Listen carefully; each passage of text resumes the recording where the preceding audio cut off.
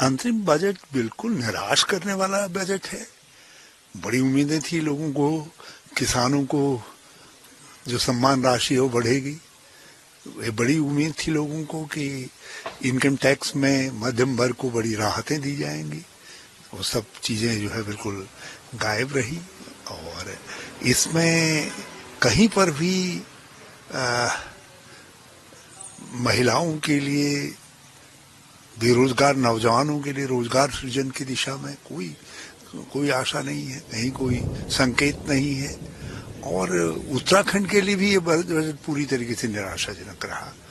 हम लोग उम्मीद कर रहे थे कि विशेष राज्य का दर्जा देंगे, क्योंकि चुनाव का वर्ष है। हमने कहा भाई जाते जाते यदि विशेष राज्य के दर्जे की घोषणा कर देते हैं तो हमारे और हमको और हिमाचल को जो स्टेटस पहले था यूपीए के समय में, वो स्टेटस यदि रेस्टोर बैक कर दिया जाता है तो इससे हमारी सरकारों को बड़ी मदद या राज्य सरकारों को बड़ी मदद हो जाएगी। ग्रीन बोनस की हम उम्मीद कर रहे थे, उसमें हमको निराश किया इन्होंने। मुख्यमंत्री जी ने भी आशा जगाई थी और हम लोग भी ये समझ रहे थे कि रेलवे में पिछले कई वर्षों से उत्तराखंड को कुछ नहीं मिला, तो हम मान करके चल रहे थे कि टनकपुर बागेश्वर जौलजीबी रेलवे लाइन और यहाँ से रामनगर, देहरादून से रामनगर काठगोदाम जो है रेलवे लाइन जो है डायरेक्ट रेलवे लाइन की स्वीकृति होकर नेशनल प्रोजेक्ट के रूप में स्वीकृति होगी। मतलब जिसमें राज्य का हिस्सा नहीं बल्कि नेशनल प्रोजेक्ट के रूप में सम्मिलित होगा। कहीं उस विषय में बिल्कुल बजट खामोश है। तो ये बजट निराशाजनक है। देश की इसमें महंगाई को एड्रेस करने के लिए कुछ नहीं कहा गया, बल्कि इससे मुद्रास्फीति और बढ़ेगी। जो बातें कही गई हैं उनसे मुद्रास्फीति बढ़ेगी जो है। लोगों के लिए घर चलाना और मुश्किल होगा।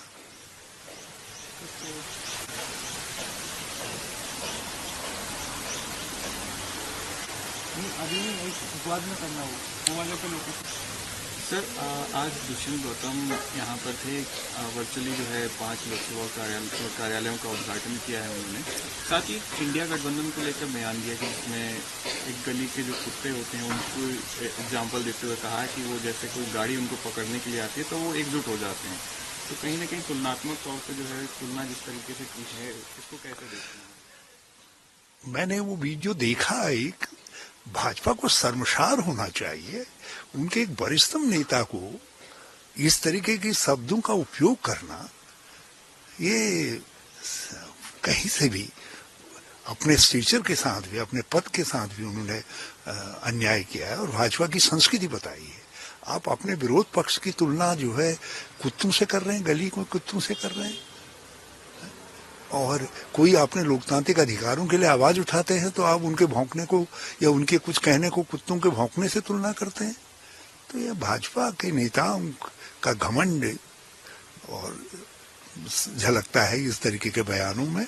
और अब तो लगता है कि विवेक ने उनका साथ छोड़ दिया। मैं दुष्यंत कुमार गौतम का बड़ा सम्मान करता हूं, लेकिन मुझे वो अपेक्षा नहीं थी, वो इस तरीके की उम्मीद नहीं थी कि वो विरोध पक्ष के लिए कुत्ते और जानवर और इस तरीके के शब्दों का उपयोग करेंगे।